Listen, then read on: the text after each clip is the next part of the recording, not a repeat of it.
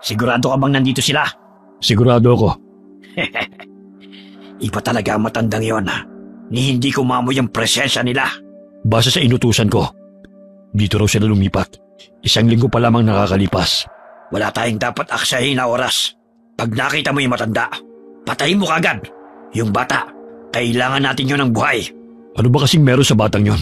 Wala naman siyang silbi sa atin. Tigilan mo na yung tanong mo. Mas mahalaga pa yung batang yon kaysa sa'yo.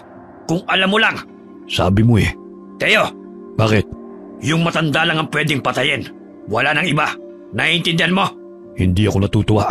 Teo! Antayin mo ako! Natagpuan na nila kami. Kailangan ko silang maunahan sa bahay at maitakas si Milo. Hindi ako papayag. Hindi ako papayag na pati ang apo ko ay kunin nila. Pagkatapos marinig ni Matilda ang usapan ni Lito at Teo, dali-daling kumilos ito at dumaan sa shortcut na alam niya. Walang ibang laman ang isip niya ng mga sandaling yun, kundi ang mailigtas at maitakas ang apo sa kamay ng mga aswang na humahabol sa kanila. Milo! Milo! Milo! Bakit po, Lola? Kailangan na nating umalis dito. Halika, tulungan mo akong magligpit ng mga gamit natin. Saan na naman po tayo pupunta, Lola? Huwag ka nang magtanong, Milo. Tulungan mo na lang ako, bilis. Kunin mo na lang ang mga mahahalagang gamit. Pero Lola, kakalipat lang po natin. Aalis na naman po tayo. Milo, hindi ito ang tamang panahon para magtanong. Hayaan mo, pag alis natin, ikikwento ko sa iyo ang lahat. Pero sa ngayon, kailangan na nating magmadali. Shh! Bilisan mo. Huwag ka nang magtanong at iabot mo na lang sa akin yung mga langis dyan. Dito na ba yon? Dito na yon. Ito ang address na nakalagay dito. Sigurado ka? Walang duda. Matilda! Alam kong nariyan ka! Ibigay mo na sa amin si Milo! Lola, sino? Shh! Huwag kang maingay, Milo. Bakit hindi na lang natin pasukin? Patayin na lang natin si Matilda para tapos na. Papatayin ka nila? Milo, huwag kang maingay. Dito tayo, bilisan mo. Papatayin lang natin si Matilda kapag nakuha na natin si Milo. Eh di pasukin na natin. Sandali lang. May mga tanod. Leching mga tanod talaga yan. Hoy, Teo! Anong gagawin mo? Eh di aalisin ang mga sagabal. Teo! Lintik ka talaga. Ang tigis ng ulo mo. Kakasabi lang na walang gagalawin na iba eh. Saglit na natigilan sina Matilda at Milo nang makarinig ng sunod-sunod na sigaw ng mga tanod na nagro-ronda noong gabing yun. Walang sinayang na sandali ang maglola. Ginamit nila ang pagkakataong yun para makatakas mula sa mga humahabol sa kanila. Lakad takbo ang ginawa nila sa dilim. Makalayo lamang sa lugar na yun. Makalayo sa mga aswang na gustong kumuha sa kanila. Lola, saan na po tayo pupunta ngayon? Hindi ko alam, Apo. Hindi ko alam. Lola, bakit po kayo umiiyak? Sino po ba sila? Huwag mo na silang alalahanin, Apo. Lola. Bakit, Apo? May problema ba? Masakit ba ang tiyan mo? Nagugutom po ako. Ha? Sandali, may tinapay ako dito. Milo, ang mga mata mo, namumula na naman. Ang mga kuko mo, Apo, humahaba na. Lola, nagugutom po ako. Gusto ko pong kainin yung asong yun. Diyos ko. Apo, makinig ka. Tumingin ka sa akin. Alalahanin mo ang lahat ng itinuro ko sa'yo. Labanan mo yan, Apo. Hindi ka masama gaya nila. Apo, labanan mo. Hindi ko po malabanan, Lola. Milo! Napapikit na lamang si Matilda. Alam niyang hindi na mapipigilan ng gutom ng kanyang apo. Alam niyang hindi sapat ang anumang pangontra laban sa pagkaaswang ni Milo. Lalo't habang lumalaki ang bata, lalo siyang nagiging mabangis. Tanging ang pasasalamat na lamang niya ay hindi pa rin ito umatake ng tao. Hayop lamang ang kinakain ng kanyang apo. Nang maibsa ng gutom ni Milo, ay saka unti-unting bumalik ang anyong tao ng bata. Lola! Milo, Apo, tahan na. Lola, pinatay ko yung aso. Lola, ang sama ko. Pinatay ko yung aso. Wala kang kasalanan, Apo. Hindi mo kasalanang ipinanganak kang may kalahating aswang. Lola, ayoko pong maging aswang. Ayoko pumatay ng kahit anong may buhay, Lola. Ayoko. Naiintindihan ko, Apo. Tahan na. Dahil po ba sa akin, Lola, kaya gusto ka nilang patayin? Narinig ko, Lola. Gusto nila akong kunin sa'yo. Hindi, Apo. Hindi dahil sa'yo. At hindi ako papayag. Lola, ang sama ko po. Pero Lola, di ko naman po sinasadya eh. Lola, ayokong patayin ka nila. Apo, Milo, hindi nila ako papatayin. Hindi papayag si Lola. Naiintindihan mo? Kailangan mong kontrolin ang sarili mo para maprotektahan mo ko. Naiintindihan mo ba? Opo, Lola. O siya, sige na. Tumigil ka na sa pag-iyak. Linisin natin ang kalat mo bago pa may makakitang iba. Pagkatapos mabihisan at malinisan ni Matilda si Milo, nagpasa silang pumunta sa pinakamalapit na baryo. Sinasabing ang baryong yun ang pinakaligtas laban sa mga aswang dahil sa isang kilala at mahusay na albularyo. Naisip niyang kahit papano ligtas sila roon. Ligtas sa mga aswang na humahabol sa kanila. Pero natatakot siya na baka si Milo naman ang mapahamak dahil isa rin siyang aswang. Hindi pa naman ganap na masamang aswang ang bata dahil mga hayop lamang ang kanyang inaatake, kaya't magagawan pa niya ng paraan para mapanatiling lihim ang tunay na pagkatao ng apo. Mawalang galang na ho. Anong maipaglilingkod ko sa inyo? Ngayon ko lang kayo nakita rito Bagong salta ba kayo? Oho. Naghahanap kasi kami nitong apo ko ng matitirhan. Baka ho may alam kayo. Saan kayo galing? Anong kailangan nyo sa baryo namin? Galing ho kami sa kabilang baryo. Pinalayas ho kasi kami sa tinitirhan namin. Kaya wala na kaming iba pang pupuntahan nitong apo ko. At bakit naman kayo pinalayas? Ang dami nyo naman pong tanong. Tulungan nyo na lang po kami. May bastos tong batang to At saka, sandali nga. May naamoy akong kakaiba sa'yo. Hindi pa ho kasi naliligo itong apo ko simula pa kahapon. Kaya medyo mabaho pa siya. Siya, kung hindi nyo naman ho kami matutulungan, aalis na lang ho kami. Sandali, meron pa akong isang paupahan. Medyo malayo nga lang siya rito. At medyo dulo na ng baryo yun. Pero huwag kayong mag-alala. Dahil malapit naman sa palengke yun. Ayos lang ba? Magkano naman ho ba? 1,000 kada buwan. Mura na yan. Wala nga lang kuryente. Pero may tubig naman na galing mismo sa ilalim ng lupa. Deep well. Yun, walang bayad yun. Ayos na ba sa inyo yun? Oho, salamat. Mabait naman po pala kayo eh. Apo mo ba yan? Oho. Pasensya na ho. Makulit lang talaga to. Milo. Ako nga pala si Nestor. Albularyo ko ng baryong to. Ay, naku po. Ang albularyo pa talaga ang napagtanungan ko. Kapag minamalas ka nga naman, Paano ba ito? Pero mas ligtas naman siguro kami kung nasa poder kami ng albularyo. Hindi na maghihinala ang mga humahabol sa amin. Saka hindi sila makakalapit dahil takot sila sa mga kagaya niyang manggagamot. O ano? Bakit natulala ka na dyan?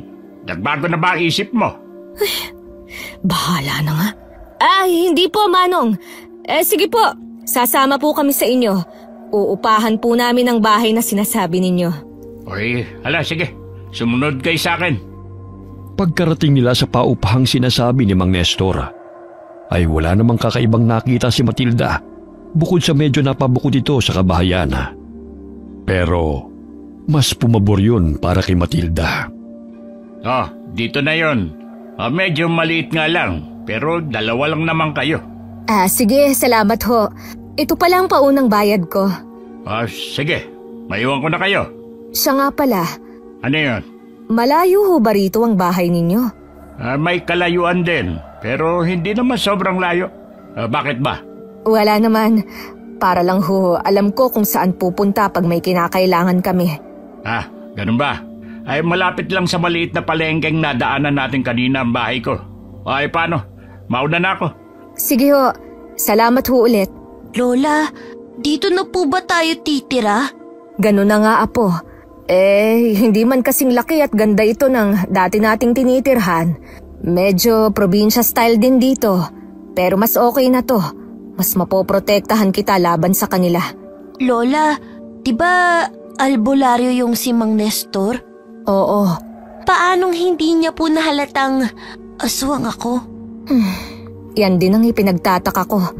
Pero siguro, dahil sa pangontra at proteksyong binigay ko sa'yo, hindi ko akalaing hindi lang sa mga aswang epektibo yun, kundi maging sa albularyo rin pala. Lola, ikaw po gumawa tapos hindi mo po alam? Ikaw talaga, Milo.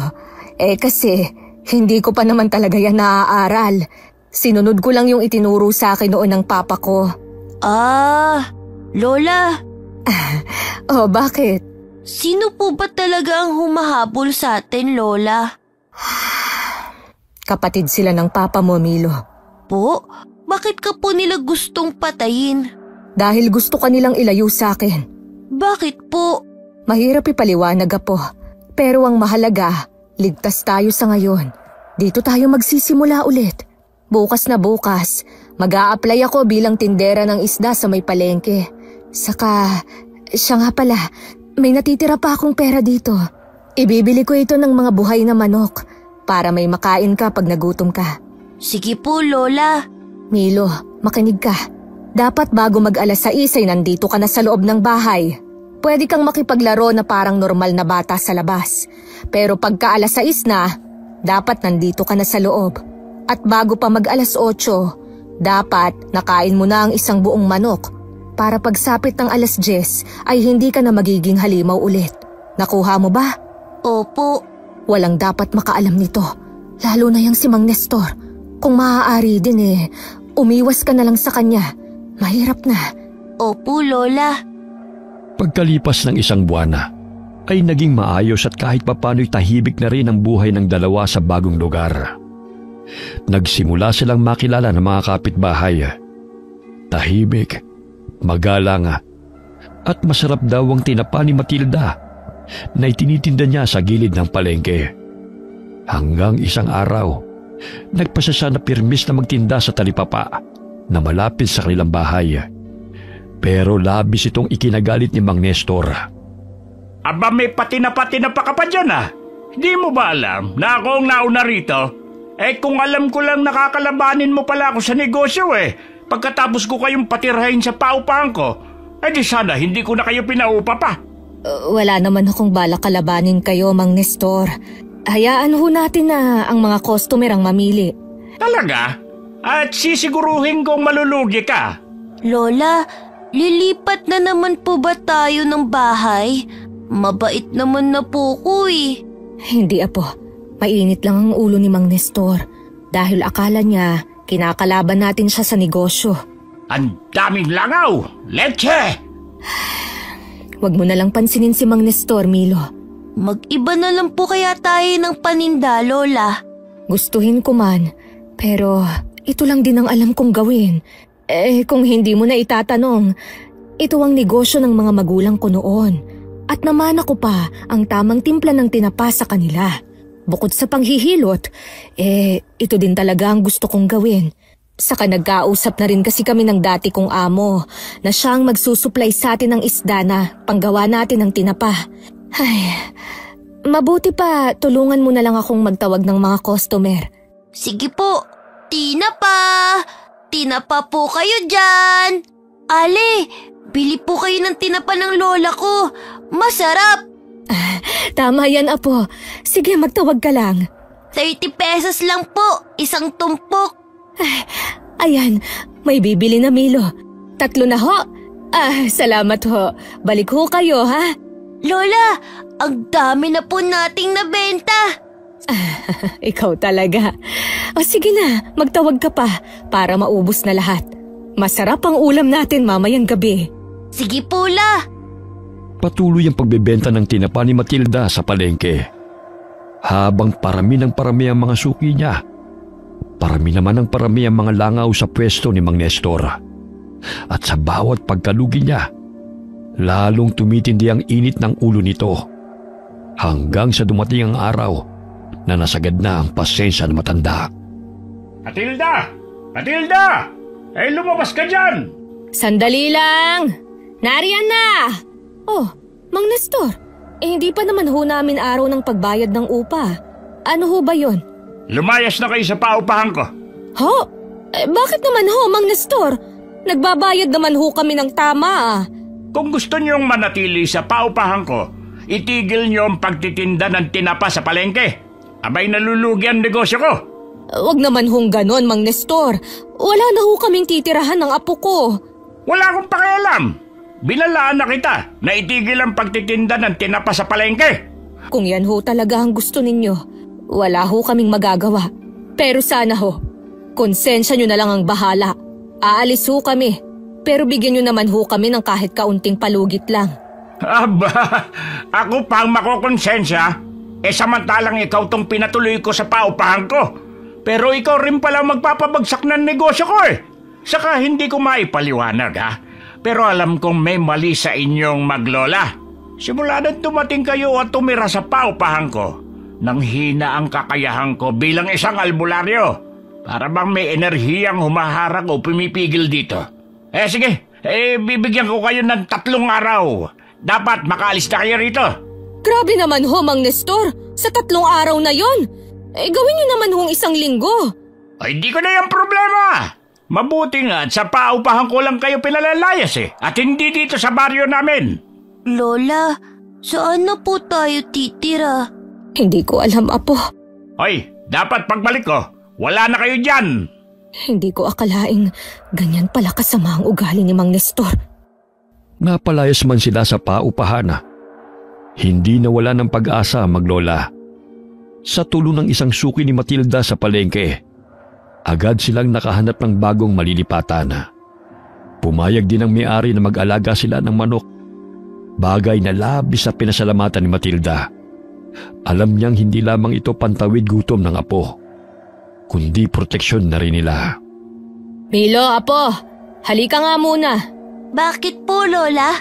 Mas malapit na tayo ngayon sa maraming tao, kaya kailangan mong mas mag-ingat. Naiintindihan mo? Opo, La. Gaya pa rin ng dating gawi, dapat nandito ka na bago mag-alas 6 ng gabi. At kung hindi pa rin naiibsan ng pagkagutom mo, pwede kang kumain hanggang 3 manok. Naiintindihan mo ba? Opo. O siya, isuot mo to at wag na wag mong tatanggalin. Naiintindihan mo? Bagong habak po ulit, Lola? Oo, pero mas mapoprotektahan ka niyan. Kaya wag mong wawalain. Kahit papano, mapipigilan din yan ang pagkaaswang mo. Pinagawa ko pa yan sa isang magaling na albularyo sa kabilang baryo. Kaya ingatan mo. Lalo na't palapit na rin ang kabilugan ng buwan. Kung kailan mas lumalakas ka. Sorry po, Lola, kung nagiging halimaw ako. Hindi mo yun kasalanan, Apo. Basta pakinggan mo lang ang mga bilin ko. Maliwanag? Opo, Lola. Milo, anong nangyayari? Anong nararamdaman mo? May masakit ba? Nararamdaman ko na po ang buwan, Lola. 8 anyos ka na, kaya mas lumalabas na ang natural mong kapangyarihan. May 1 linggo pa bago ang kabilugan ng buwan, pero nararamdaman mo na agad ito. Halika rito, hihilutin kita. Ayoko po, Lola. Bakit naman? Masakit po kayo maghilot Tiisin mo. Kailangan mo to. Kailangan kong hilutin ang batok, pusod at mga palad mo upang pansamantalang mapigilan ang paglakas ng enerhiya mo. Kahit papano, masasara nito ang bukana ng diwa mo. Lola, hindi ko po kayo naiintindihan. Sige na, Apo. Tiisin mo lang. Para rin sa'yo ito. Kahit ayaw ni Milo, napilit pa rin siya ni Matilda. Pinahiga niya sa banig ang bata at pinahiran ng langis ang buong katawan. Marahan pero mariin ang bawat hagod ni Matilda. Sinasabayan ng mahinang bulong ng orasyon ang ginagawa niyang paghilot sa bata. Habang tumatagal ang masahe, lalong sumisidhi ang kirot. Aray! Lola! Dahan-dahan lang po, masakit. Tiisin mo, Apo. Para rin naman sa'yo ito. O siya, tumihaya ka at yung dibdib mo naman ang hihilutin ko. Pwede po bang dahan-dahan lang, Lola? O sige, dadahan-dahanin ko ng kaunti. Ayan, ganyan. Masakit pa rin ba? Kaya na po, Lola. Di na masyadong masakit. Lola, ang init po ng langis. Parang makirot po. Talagang makirot. Dahil nilalabanan ng enerhiya mo ang talab ng langis. Akin na ang kamay mo. Lola, parang inaantok na po ako. Hayaan mo lang, Apo. Huwag mong labanan. Ibig sabihin lang yan ay gumagana na. Kinaumagahan na. Muling nagbenta ng tinapa sina Matilda at Milo sa palengke. Pero hindi tulad ng dati. Halatang balisa ang bata. Para bang may init siyang nararamdaman sa katawan na hindi niya may paliwanaga. Lola, natatakam po ko sa amoy ng dugo. Apo, Milo, labanan mo. Huwag mong hayaang lamunin ka niyan. Lola, mas okay po siguro kung umuwi na lang tayo. Parang mas lumalakas po yung pakiramdam ko. Yung pang-amoy ko parang mas kakaiba po. Kahit tirik ang araw, yung buwan, tamang-tama ko pa rin. Mabuti pa nga. Sige, uwi na tayo. Palipasin na lang muna natin to hanggang matapos ang kabilugan ng buwan. Mas mabuti nga sigurong sa bahay na lang muna tayo. Kahit papano, may naipon naman ako. Kaya kahit hindi tayo magtinda ng ilang araw ayos lang. Oh, Matilda, kakarating nyo lang. Ano't nagmamadali yata kayo? Masama ang pakiramdam ng apo ko. Masama ba? O baka dahil malapit na ang kabilugan ng buwan? Paanong... ano namang kinalaman ng buwan sa apo ko? Saka, hindi ba yan ang gusto mo? Dapat masaya ka. Dahil hindi kami magtitinda, magkakaroon ka ng customer. Ba't? Akala nyo ba hindi ko naaamoy ang sikreto nyo? Ano bang pinagsasasabi mo? Akala nyo ba hindi ko naaamoy? Simula nung dumating kayo, may kung anong kakaiba sa hangin. May lansa, may kilabot.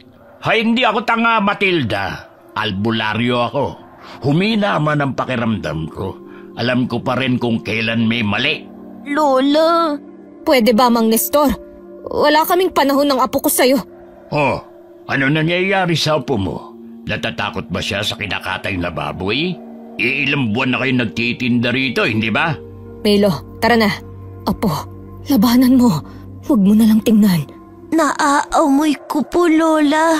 Takpan mo na lang ang ilong mo. Habang binabaybay na maglola ang daan pa uwi, parang may bigat sa dibdib ni Matilda. Hindi lamang kaba, kundi takot ang kanyang nararamdaman. Alam niyang may kutob na si Mang Nestor at naghihintay lamang ng tamang pagkakataon para patunayan ang hinala. Pagdating sa bahay, hindi na siya nag-aksaya ng oras.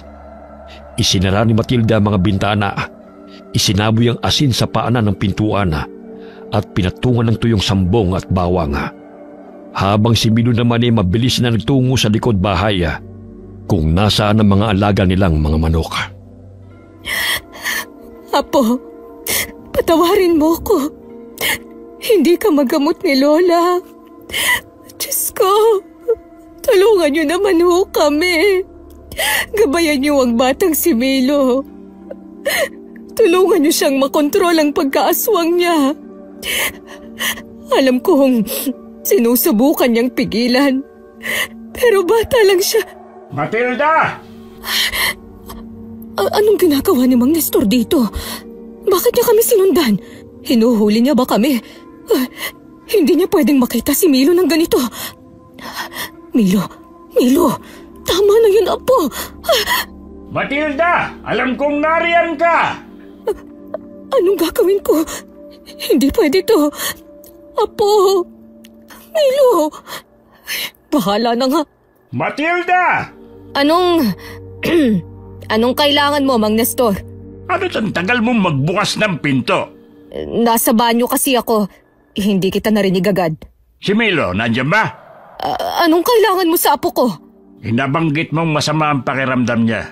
Naisip ko lang, bakit hindi ko na lang siya gamutin?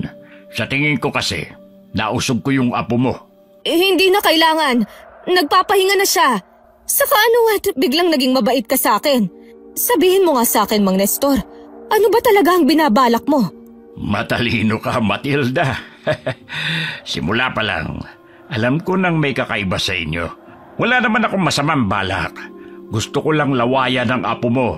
Hindi gagaling ang usog kung di ko siya lalawayan. Lalawayan ko na lang. Hindi na kailangang gisingin o abalahin. Hindi ba? At teka, ano yung naririnig ko?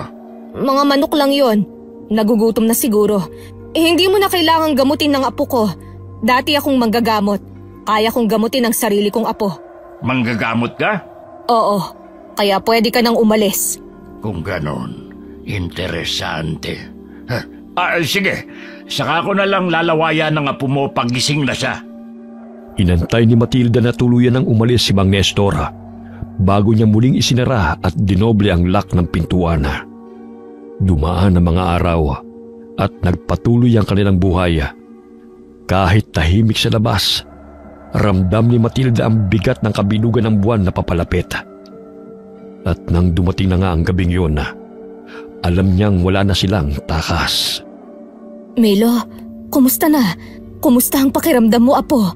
Lola, nagugutom na naman po ako. Diyos ko, unti-unti na namang namumula ang mga mata mo. Pigilin mo, apo. Huwag mo hayaang manaig yan, ha? Ayan, hinigpitan ko na ang pagkakadena sa'yo. Pasensya ka na kung kailangan kong gawin to sa'yo, ha? Lola, nararamdaman ko na po ang enerhiya ng buwan. Hindi ko na po kaya. Tiisin mo, Milo. Sandali, apo. Ikukuha kita ng buhay na manok. Diyan ka lang, ha? At huwag mong tatanggalin ang pagkakatali ko sa'yo, ha? Lola! Sandali lang, ha? Sandali lang, Milo! Milo! Sandali lang! Milo! Apo! Milo! Lagot na! Nakatakas siya! Oh, Diyos ko! Tulungan niyo naman po ako! Hindi pwedeng makita ng iba si Milo! 9:00 pa lang ng gabi! Marami pang tao sa labas! Kailangan ko siyang habulin! May aswang ako nakita! Doon, sa bandaron! Diyos ko, ang matandang yun! Nandito na naman! Milo! Milo, apo! Nasaan ka na ba? Milo! Milo, sagutin mo si Lola, apo! Hindi ito ang tamang panahon para makipaglaro ng taguan. Malapit nang maging buo ang buwan. Delikado ka sa labas. Doon ko nakita ang hinayupak na aswang na yun. Pumunta siya sa direksyon yun. Huwag niyong hayaang makatakas. Hulihin niyo. Siguruhin niyo mapapatay ang demonyong yun. Matagal nang walang aswang na naminsala sa baryo natin, pero heto na naman. At sigurado akong hindi lang siya nag-iisa. Diyos ko po. Ito na nga bang kinatatakutan ko? Kailangan ko silang maunahan bago pa nila tuluyang mapatay si Milo. Sandali! May naamoy ako. Nandito lang sa paligid ang aswang. Matilda, anong ginagawa mo rito sa ganitong oras? Leche, pag minamalas ka nga naman. Delikadong lumabas pagkabilugan ng buwan. Lalo na ngayon na may gumagalang aswang sa baryo. Mas mabuti pa siguro kung umuwi ka na lang at samahan ang apo mo sa bahay. Matilda, nakikinig ka ba? Sino tinitignan mo? Nakita mo ba lintik na aswang? Ha? Wala. Tiningnan ko lang kung bukas pa yung tindahan. Naisip ko kasing bumili ng delata. Ano yan? Buntot pagi? Grabe naman. Sigurado ka bang aswang yon? Baka naman mabangis lang na hayop. Kasi 'di ba, itong baryo nyo ang pinakaligtas sa buong probinsya. Hindi ako pwedeng magkamali. Nakikita mo ba to? Kumukulo lang ang langis na to kapag may aswang. Kaya sigurado ko. Ay, sandali nga. Bakit parang balisa ka? Pinagpapawisan ka pa. May tinatago ka ba? May alam ka ba? O baka naman... Wala. Sige na, Mang Nestor. uuwi na ako. Mag-isa lang kasi si Milo sa bahay. Matilda, nakalimutan mo na yata ang daan pa uwi sa inyo. Hindi dyan ang daan. Hindi. Malabo na kasi ang mata ko. Saka madilim na rin. Ihahatid na kita sa inyo. Hindi na kailangan. Ang ibig kong sabihin, kalaban mo ko sa negosyo. Ako ang naging dahilan ng pagkalugi mo. Kaya, bakit mo ko gustong ihatid? Kaya ko ang sarili ko, Mang Nestor. Salamat na lang. Gusto kong malugi ang negosyo mo. Pero seryosong usapan to. Pwede kang mamatay. Hindi ko hayaang masira ang reputasyon ko bilang albularyo ng dahil lang sa'yo. Sinabi ko na. Kaya ko ang sarili ko. Bigla silang natigilan ng makarinig ng malakas at nakakapanindig balahibo na sigaw ng isang babae mula sa di kalayuan. Mabilis na kumabog ang dibdib ni Matilda. Hindi na siya naghintay ng reaksyon ni Mang Nestor. Sa pagkakataong yun, wala na siyang pakialama. Ang mahalaga sa kanya ay mailigtas si Milo mula sa mga tumutugi sa kanya. Milo! Milo, apo! Lola! Milo! Diyos ko po! Kumusta ka? May masakit ba sa'yo? Nasugatan ka ba ng mga taong humahabol sa'yo? Lola, ang buwan. Bumababa na ang siklo ng buwan. Mabuti naman. Pero Lola, nasaktan ko yata ng husto yung babae. Ay, Diyos ko. Mabaging langit. Sa palagay ko, buhay pa naman siya. Dito banda nang galing yung sigaw! Bilisan nyo! Nariyan na sila. Bilis, kailangan nating magtago. Pero, paano po yung babae? Hayaan mo na si Mang Nestor ang gumamot sa kanya. Tara na, bilis! Magtago tayo dito. Lola! Shh! Huwag kang maingay, Milo. Baka marinig nila tayo. Hindi nila pwedeng makita na nandito tayo. May sugatan dito. Sa tingin ko naman ay buhay pa siya. Tulungan niyo ako. Buhatin natin siya. Dahan-dahan lang. Sa tingin ko naman ay nahimatay lang siya. Pero dalhin pa rin natin sa bahay ko para masigurong wala siyang galos o malubhang sugat. Ay, lintik talagang mga aswang yan. Malaman ko lang kung sinong hayop ang nagtatago at nambibiktima dito sa baryo natin. Tatagain ko sa leg. Sa palagay ko wala na sila. Tara na, Milo! At saan sa palagay niyo kayo pupunta? Lintik na. Tara, Milo, bilisan mo, huwag kang lilingon! Sa palagay niyo ba matatakasan niyo ako? Dahil bahagyang nakayuko sina Matilda at Milo at sakto ring madilim sa bahaging yun. Hindi nakita ni Mang Nestor ang mga mukha nila. Mabilis silang tumakbo palayo sa lugar na yun. Pero bago pa sila tuluyang makalayo, napasigaw si Matilda nang tumama ang buntot pagi sa kanyang likod. Sinasabi ko na nga ba, hindi yun nag-iisa. Hindi na kayo makakalayo. Binabad ko pa sa suka at banal na langis ang buntot pagi kunto. Kaya hindi kayo makakatakas. O mas malala pa, baka mamatay na kayo sa daan. Sandali nga, bakit pamilyar ang dalawang yun? Lola! Milo, hindi! Tigilan mo ang sarili mo, Apo! Hindi ka masamang tao. Huwag mo kong intindihin, Apo. Bilisan na natin. Hindi niya tayo pwedeng maabutan. Tulungan mo si Lola, bilis! Pero Lola, sinaktan ka niya. Hayaan niyo po akong ipaghigante kayo. Milo, makinig ka. Hindi ka masama, Apo. Tandaan mo yan. Ayos lang ako. Gagaling din ako. Ang mahalaga ay makatakas tayo. Kaya sige na, Milo. Ayos lang ako. Kaya ko. Kasalanan ko to, Lola. Patawad po. Huwag kang humingi ng tawad. Bilisan na lang natin ang pagtakbo. Sumampa po kayo sa likod ko, Lola. Anong? Kaya mo ba ako, Apo? Bilis na po, Lola. Bilog pa rin ang buwan. Kaya hindi po nawawala ang lakas ko. Sige. Tignan natin kung hanggang saan ang kaya niyong ilayo. Hindi naman kayo makakalabas ng baryo. Mabilis na pinasa ni Milo si Matilda. Gamit ang lakas at bilis na nagmumula sa buwan, natakasan nila si Mang Nestor. Pagkarating sa kanilang bahay, bigla na lamang nanghina si Milo at hinimatay. Dahil sa labis na pagod at matinding paggamit ng kanyang lakas. Dahil sa nangyari, Halos 3 araw na nakaratay sa higaan si Matilda. Habang si Milo naman ay mabilis na nakabawi ng lakas. Lola, wag na po muna kayong tumayo. Hindi pa po kayo magaling. Anong ginawa mo, Milo? Bakit parang ang bilis maghilom ng sugat ko? Huwag mong sabihin. Opo. Apo naman, ginamot mo ba ako gamit ang laway mo? Apo naman, alam mo namang sa tuwing gagamitin mo ang lakas at kapangyarihan mo, lalong humihina ang proteksyong ibinigay ko sa'yo. Pero Lola, ayoko pong mamatay kayo. Hindi ko po alam kung anong gagawin ko. Gagaling din naman ako, Apo. Sana hinayaan mo na lang. Kusa namang maghihilom ang sugat ko. Mas gugustuhin kong maratay ng matagal kesa mahanap na naman tayo ng mga tiyuhin mo. Pasensya na po. Sige na, hayaan mo na. Ano pa bang magagawa ko? Naggamot mo na ako. Saka mabuti na rin siguro to para makapagtinda na tayo ulit sa palengke. Siguradong hinahanap na tayo ng mga suki natin at nagtataka na rin sila. Lola. Ano yun, Milo? Lola, ilang beses pong kumatok si Mang Nestor. Minsan, kasama pa niya yung may-ari ng bahay. Galit na galit po sila. Gusto po tayong paalisin. Hindi ko na lang po kayo ginising. Nagkunwari po kung walang tao dito. Ano?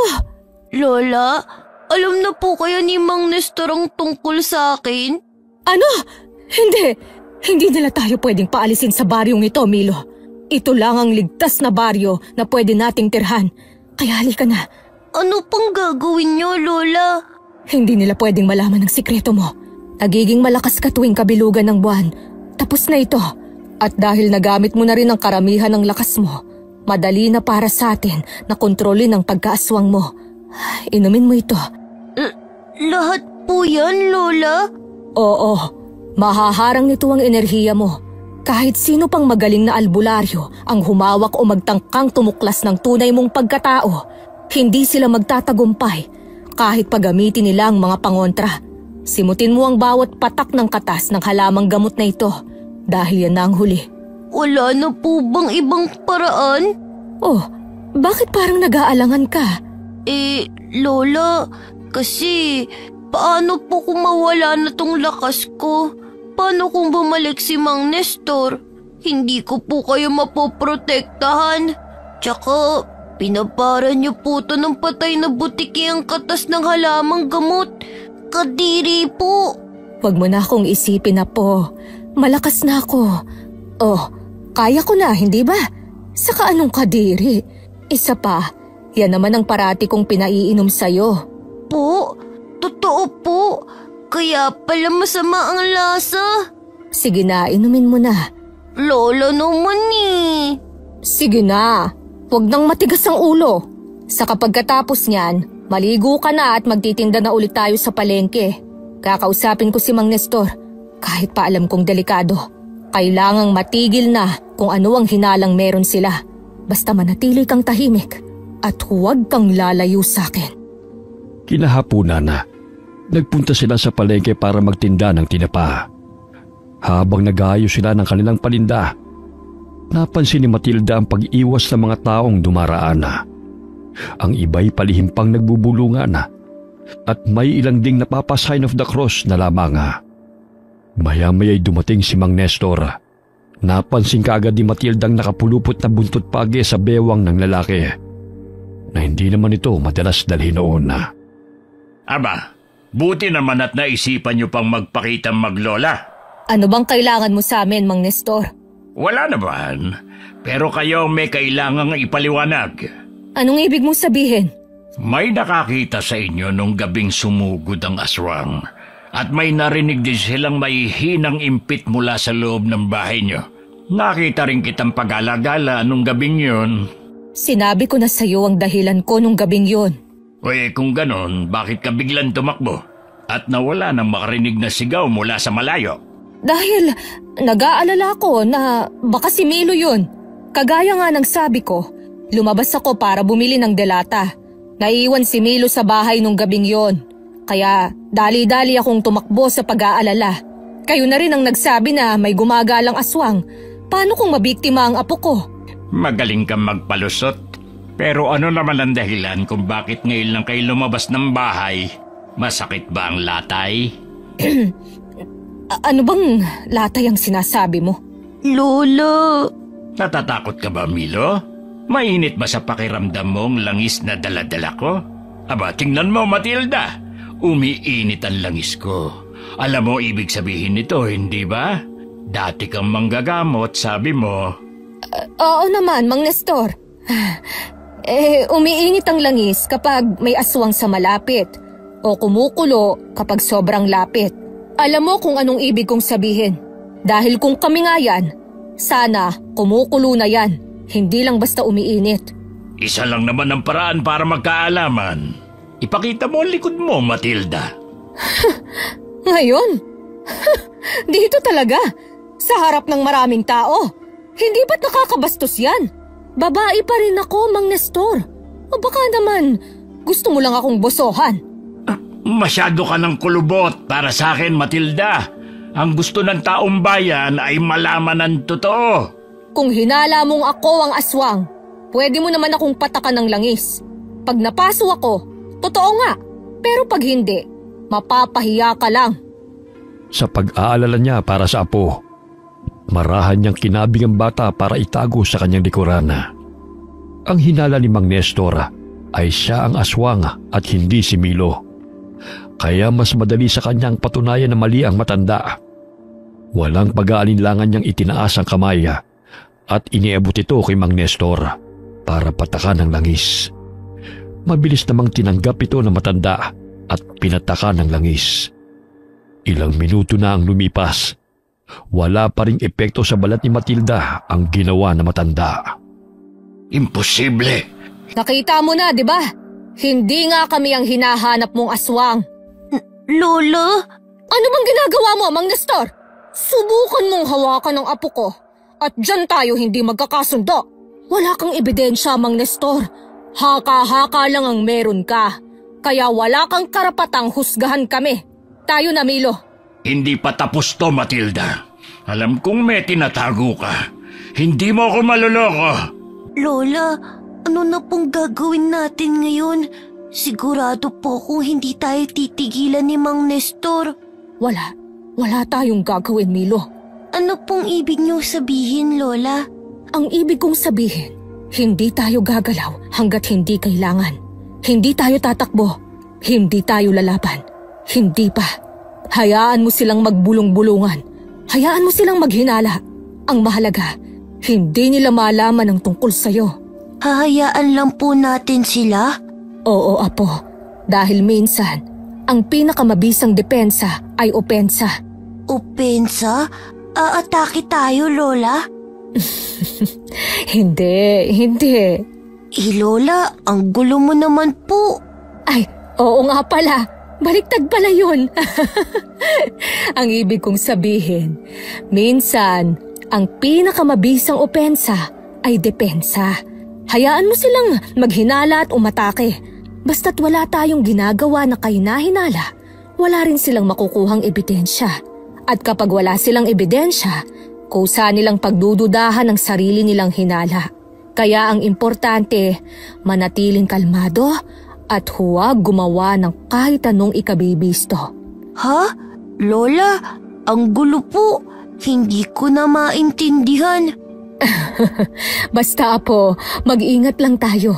At huwag gagawa ng kahit na ano, okay? Okay. O sige na, magtinda na tayo. Lakasan mo ang pagtatawag at ngumiti ka, ha? Para bumili ang mga tao. Opo. Ay, ito pala apo.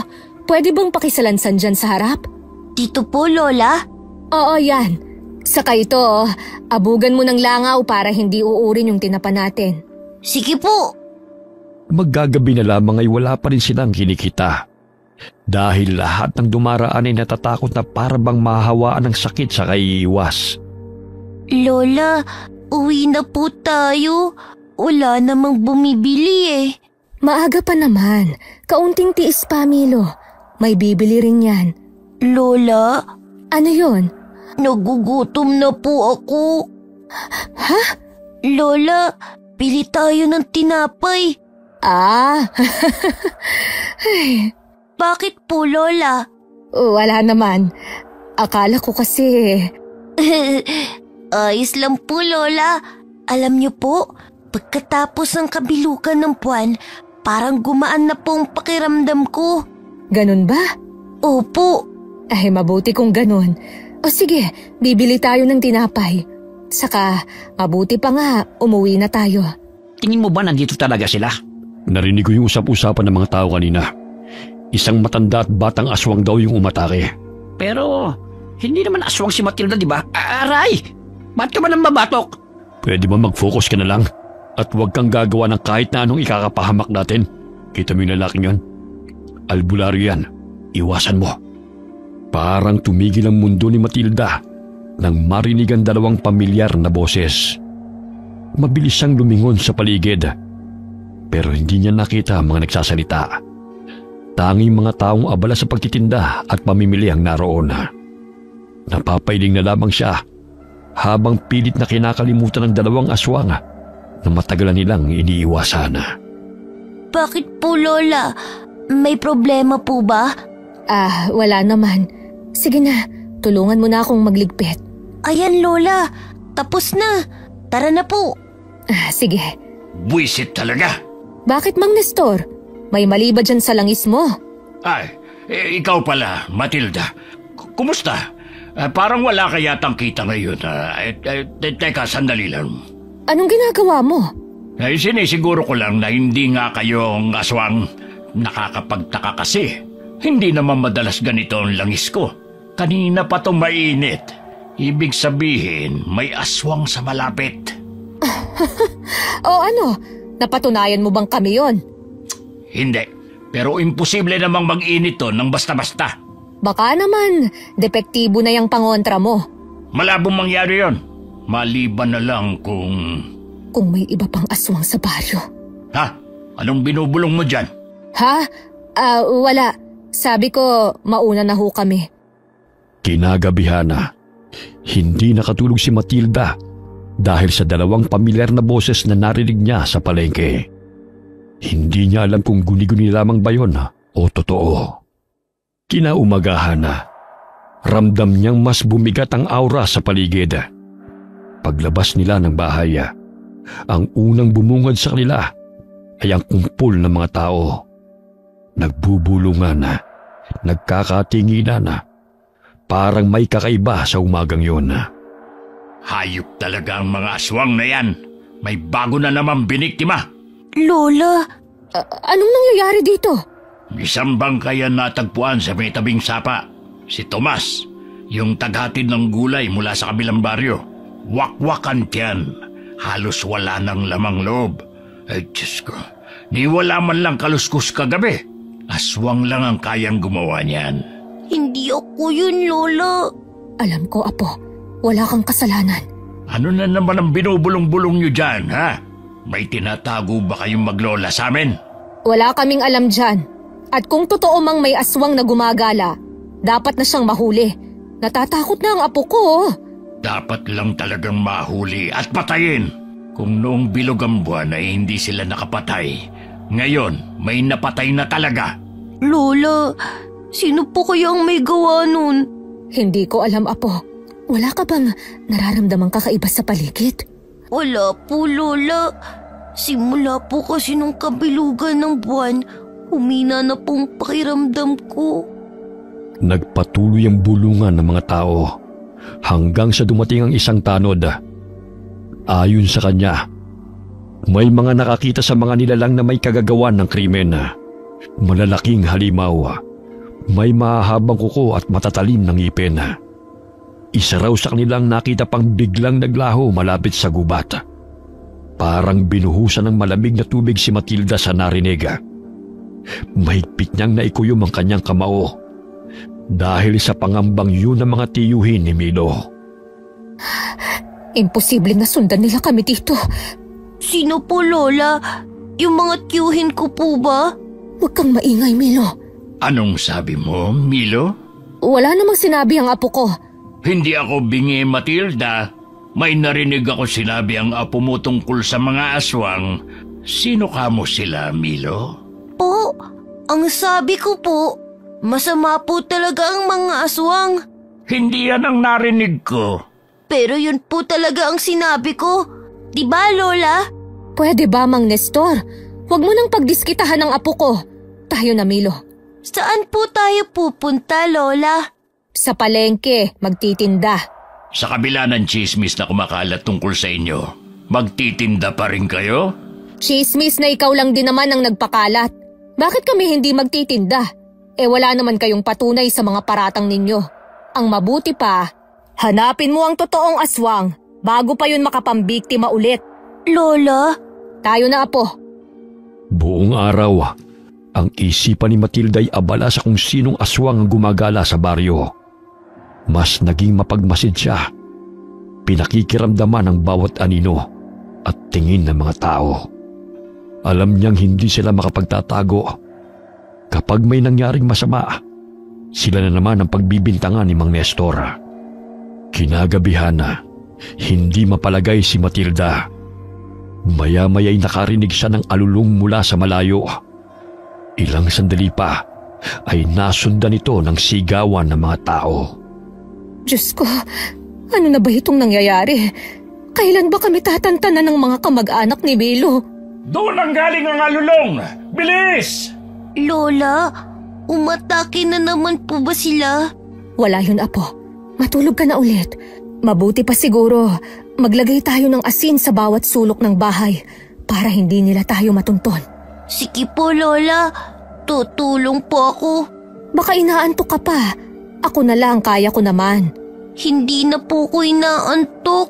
Sigurado ka? Opo. O sige, eto, ikalat mo ito sa buong kwarto. Pero iwasan mong dumampi sa balat mo, ha? Ako naman sa kusina at sa sala. Lagyan mo rin ng mga bintana, ha? Sige po.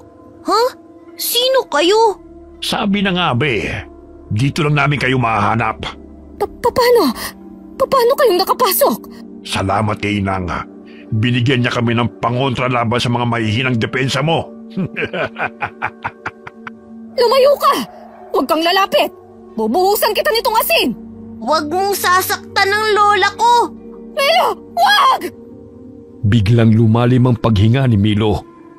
Sa loob ng ilang segundo, nagsimulang manginig ang kanyang katawan. Tumayo ang balahibo sa kanyang batok at unti-unting tumubo ang makakapal na balahibo sa kanyang mga braso, leeg at likod. Pumula ang kanyang mga mata. Dahan-dahang humaba ang kanyang mga kuko. Naging matutulis na parang mga patalim. Napasigaw naman si Matilda dahil sa pagkabigla. Hindi pa ginusto ni Milo ang magbagong anyo. Pero dahil sa galit ay nagawa niya. Matapang ka, Milo. Manang-mana kasama mo. Pero hindi mo pa ako kaya, bata. Hindi ka pagganap na aswang. Milo! Oh, Diyos ko! Mabaging langit! Tulungan niyo po ang apo ko! Huwag mong sasaktan ng lola ko! Milo! Ayos ka lang ba? Hindi ko sasaktan. Kung sasama ka sa akin, hahayaan kong mabuhay ang lola mo kung susunod ka. Hindi sasama sa iyo ang apo ko! Patayin mo muna ako bago mo siya makuha! Eh di sige, madali naman akong kausap. Lola! Bago pa man makalapit si Lito, sumugod na si Milo. Isang malakas na kalmutang sumira sa damit ng kalaban. Pero tila walang epekto. Parang bakal ang balat ni Lito. Itinulak niya si Milo at tumilapon ang bata. Lumagapak ang katawan nito sa sahig. Pilit namang tumayo ang bata at muling nilabanan ng lalaki. Nataranta si Matilda. Hindi niya alam ang uunahin hanggang sa maalala niya si Mang Nestor. Kaya dali-dali niya itong pinuntahan. Mang Nestor! Mang Nestor! Matilda, ano nangyari sa'yo? Ang apo ko, si Milo, sinugod siya. Sinugod ng aswang. Ha? Anong sinasabi mo? Kumalma ka nga muna. Hindi ako pwedeng kumalma! Ang apo ko! Nasa bahay sila! Bilisan natin, Mang Nestor! Bago pa nila makuha si Milo! Kung ganon, may isa pang aswang? Wala nang panahon para dyan! Puntahan na natin ang apo ko bago pa mahuli ang lahat! Ay sige, tara na! Mabilis na tumakbo ang dalawa pabalik ng bahay. Pero pagdating nila, huli na ang lahat. Wala nang tao silang naabutan. Nagkalat ang mga gamit. Amoy ng sunog na insenso ang sumasama sa hangin. Milo! Milo! Apo ko! Nasaan ka? Huwag mo akong iiwan, Apo! Mukhang nahuli na tayo, Matilda. Anong karapatan mong sabihin yan? Anong klaseng albularyo ka? Sandali lang, Matilda. Ako ba nag-iwan sa apo mo? Kasalanan ko to. Matilda. Albularyo ka, diba? Kaya nga kami lumipat dito sa baryo ninyo dahil ito raw ang pinakaligtas, hindi ba? Teka, anong ibig mong sabihin? Kung ganon, kayo ang nagdala ng aswang sa baryo namin? Hindi na yun mahalaga! Kailangan nating iligtas si Milo! At bakit ko namang gagawin yun? Kayo ang nagdala ng panganib dito sa baryo. Alam mo bang pinagdaanan namin ng pamilya ko? Halos kalahati ng baryong to nilipol ng mga lintik na almanwak. Almanwak? Oo, mga halimaw. Mga sinumpang nilalang na hindi na dapat nabubuhay. Kung ganon, mas kailangan nating iligtas si Milo. Para saan? Para buhayin ang isang bagong salot? Para muling guluhin ang mga lintik na almanwak na yan ng baryo namin? Hindi niya pinili kung sino siya, Mang Nestor. Wala siyang kasalanan. Bata pa lang siya, pero pilit na siyang pinapatay ng mundo. Ako lang ang meron siya.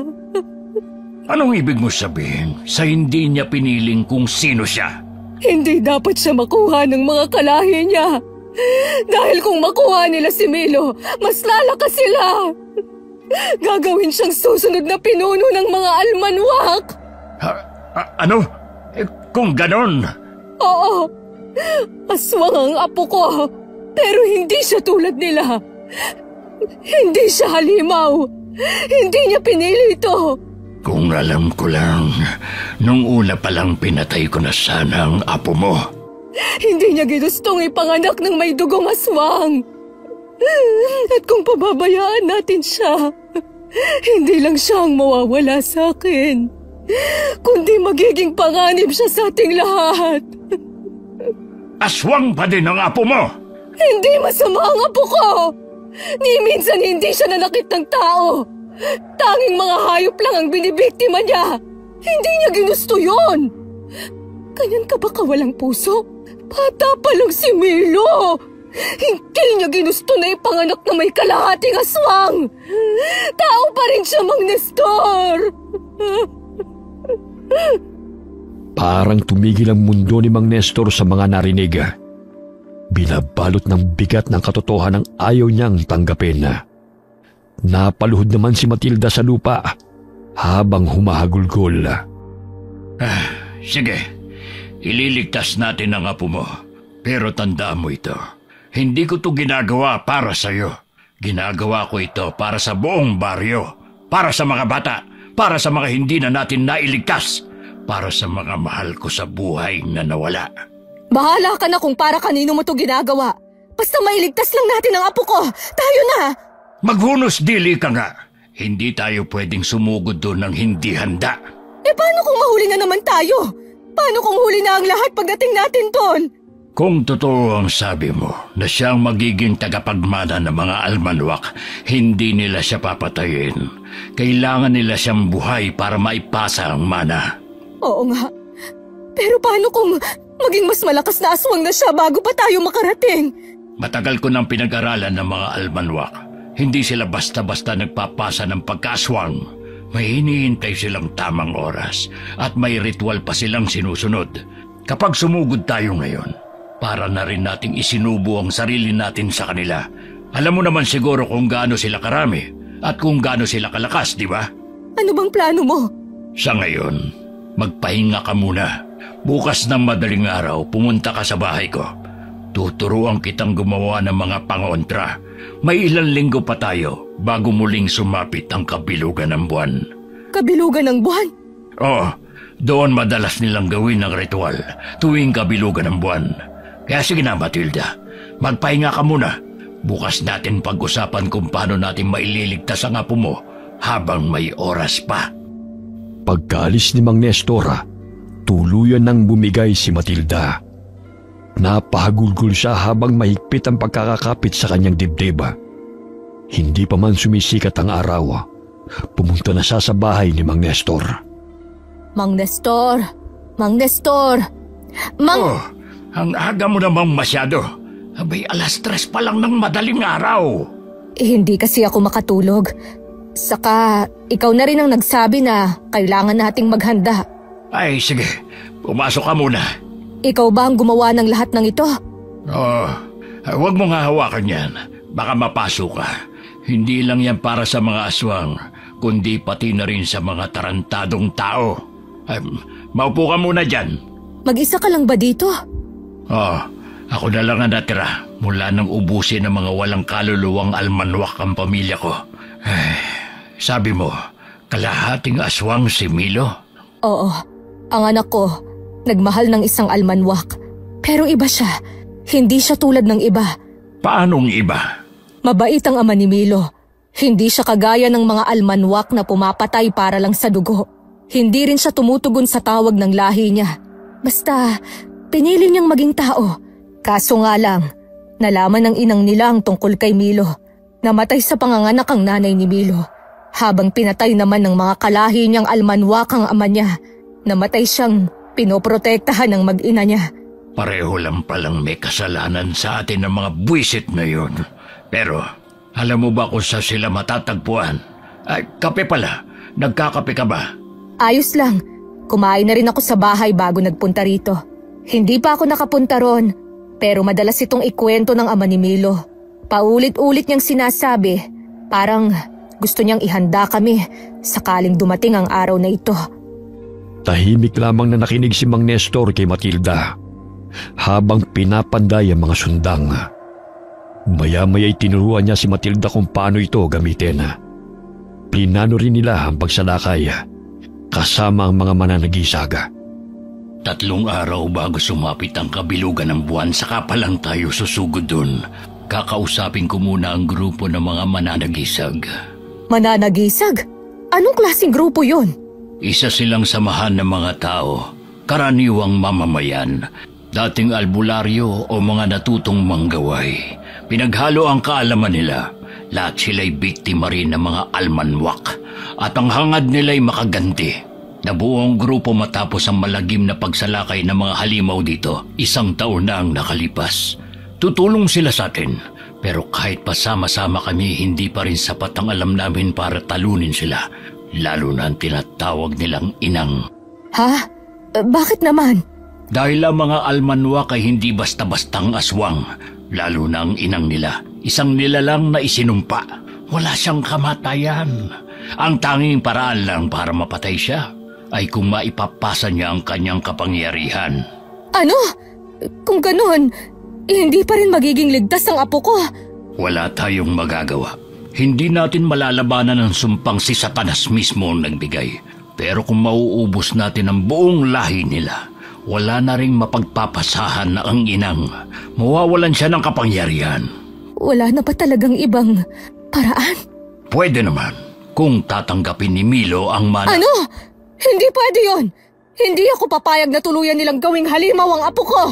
Hindi ko sinasabing magiging halimaw ang apo mo kung malakas ang loob niya. Kung kaya niyang labanan ng mana, baka siya ang makaputol ng sumpa. At anong magiging kapalit nun, ha? Alam ko, lahat ng kapangyarihan may hinihinging kapalit. Ang buhay ng apo mo. Kalokohan! Hindi ako papayag! Hindi ako papayag na isusugal natin ang buhay ng apo ko! Wala na ba talagang ibang paraan? Sa tagal kong pinag-aralan ng mga almanwak, yun lang ang tanging nakikita kong paraan. Siguro ang mas maganda, planuhin na muna natin kung paano natin mababawi ang apo mo. Tapos, Bahala na kung paano natin sila uubusin. Gaya na napagkasunduan na, agad nagpunta sina Mang Nestor at Matilda sa kuta ng mga mananagisaga para ilahad ang plano ng pagsagip. Sumang-ayon naman kaagad ang grupo. Wala silang sinayang. Nagsanay sila sa paggamit ng mga orasyon, paghawak ng mga pangontra at pakikidigma. Bawat isa may sariling dahilan para lumaban. Pero iisa ang layunin, iligtas si Milo at tapusin na ang sumpa ng mga almanwak. Ano yung nilalagay mo sa sahig? Para saan yan? Abuhing buto ng paniki at dinikdik na balat ng punong kamagong. Pananggalang sa mga nilalang na marunong suminghot ng takot. Bawat hakbang mo sa paligid niyan, malilito sila. Amoy patay. Pero sige, anong sunod? Ito naman, dugo ng itim na tandang. Hahalo mo sa dahon ng tanglad at gawing pampaligo. Pampasigla at pananggalang sa mga tinatawag na sumpang tanikala. Lahat na lang may dugo. Kaya siguro ang lalim ng galit ng mga halimaw na yan. Puro sakripisyo ang kalaban nila. At tayo, kung gusto nating lumaban, kailangan din nating matutong magsakripisyo. Kaya ngayon, tuturuan naman kita kung paano gumamit ng latigo. Yung buntot pagi ba? Hindi, mas masakit doon, mas delikado. Ang latigong yan, gawa mismo sa pakpak ng isang almanwak. Pwede pala yun. Oo, pero hindi lahat ng almanwak ay may pakpak. Tanging ang matatanda lang, ang pinakamatatagal na nabubuhay sa kanila, ang nagkakaroon ng ganon. Napatay ko ang isa noon. At bilang paghihiganti, binali ko ang pakpak niya. Kinuha ko ang pinakamahaba at may pinakamatibay na buto. At yon ang ginamit ko para gawin ang latigong ito. Sa tagal ko ng pakikipaglaban sa kanila, napatunayan kong mabisa yon na pangwasak at pamuksa.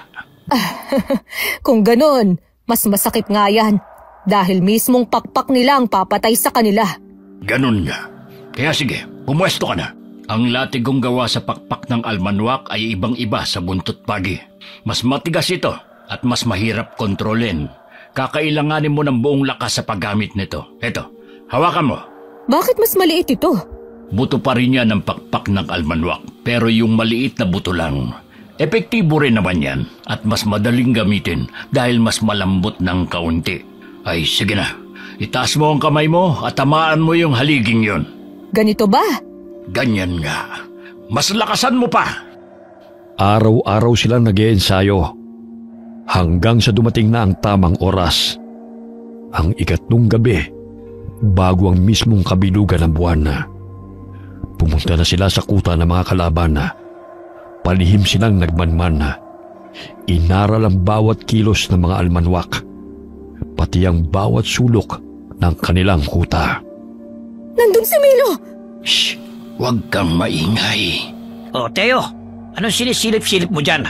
Ha? Para kasing... wala. Sigurado ka? Oo, Tayo na sa loob.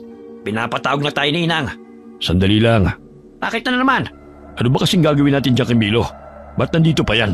Huwag ka ng maraming tanong. Malalaman mo sa mismong kabilugan ng buwan. Bakit sa kabilugan pa ng buwan? Napapansin ko ang dami niyo yatang nililihim sa akin ni Inang.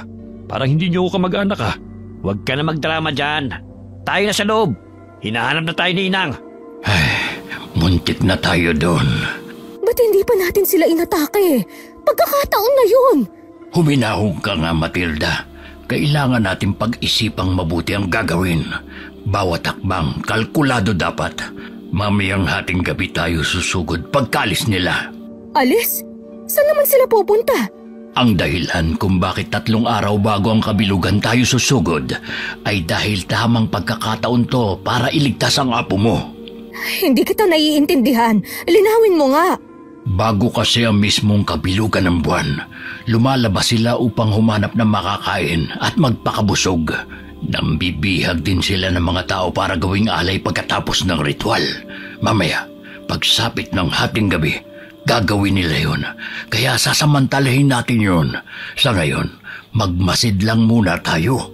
Parang hindi ko kayang magmasid lang habang nakikita ko si Milo na nahihirapan at nakagapos. Tiisin mo muna, Matilda. Kung ayaw mong pumalya ang plano at masagip natin ang apo mo, pigilan mo ang sarili mo. Sino pala yung dalawang aswang kanina? Parang namumukaan ko sila.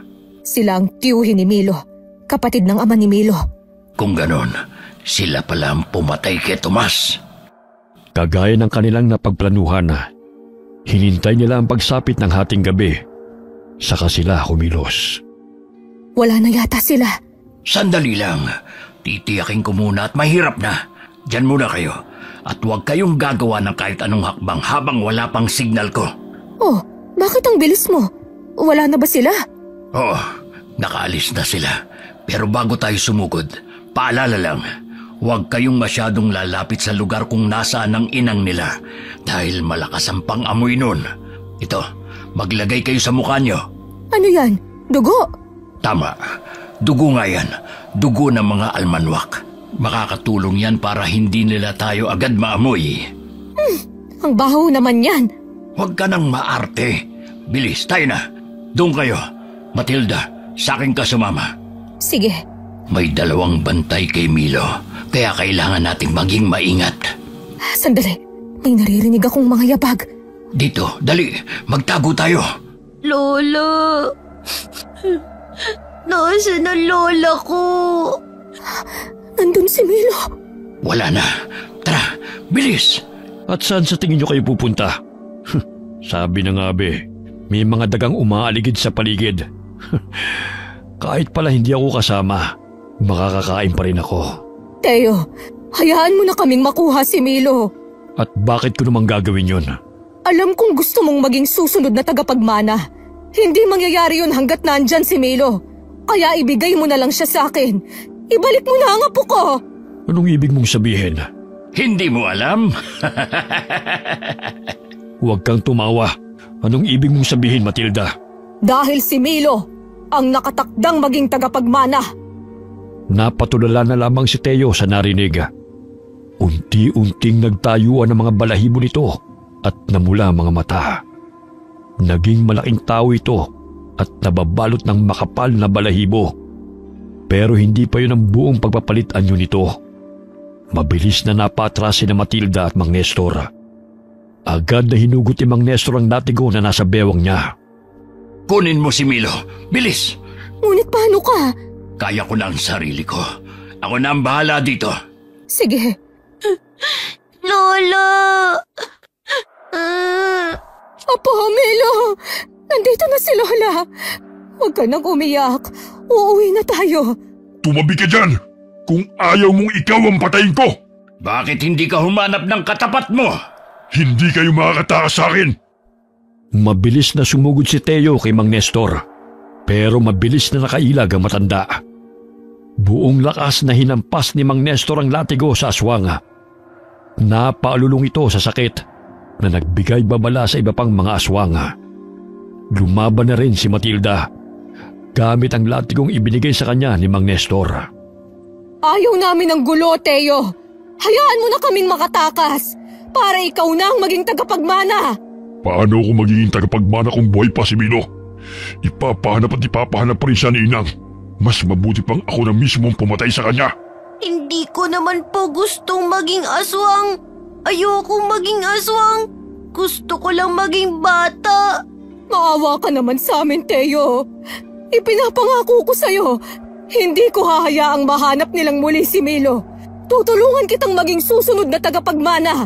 Nababaliw ka na ba, Matilda? Wala na tayong ibang pagpipilian. Tsak pauwi na ang iba pa.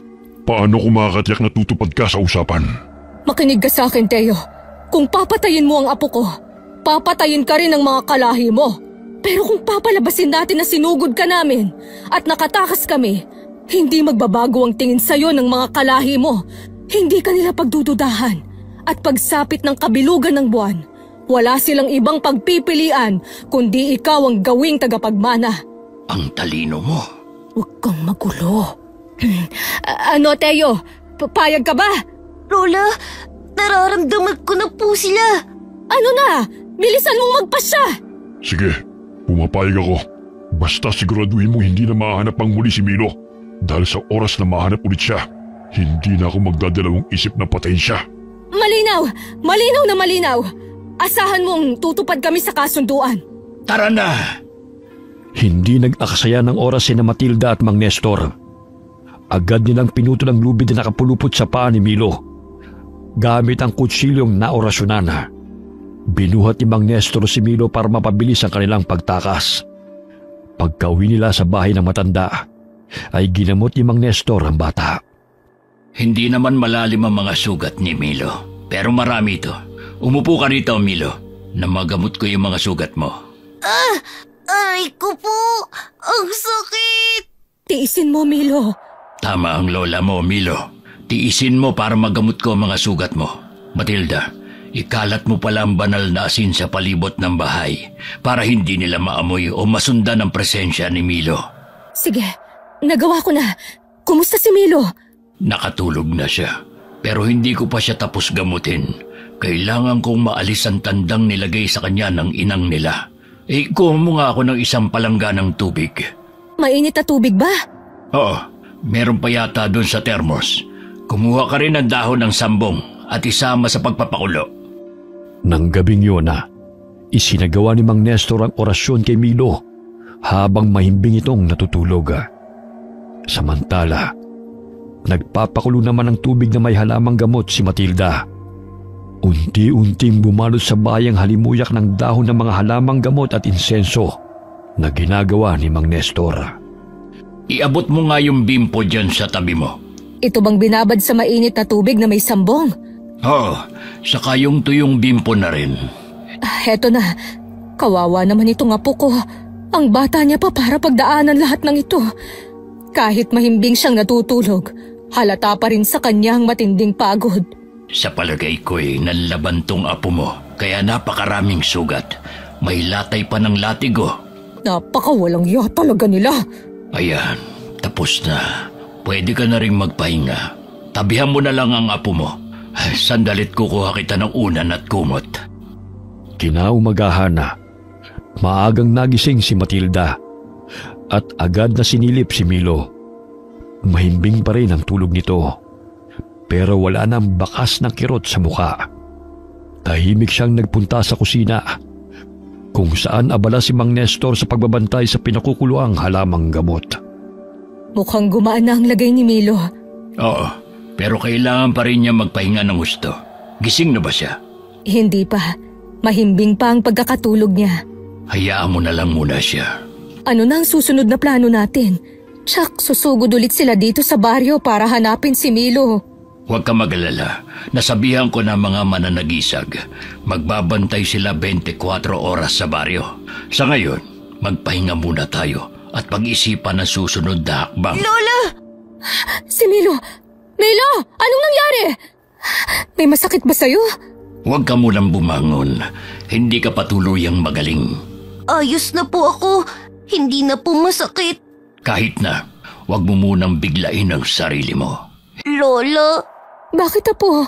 Lola, nakita ko sa panaginip ko yung lalaki kagabi. Sino ron? Yung nakalaban niyo ni Mang Nestor. Si Teo? Opo, siya nga. Nakita ko sa panaginip ko, Lola. Papatayin po siya nila. Masamang panaginip lang yun, apo.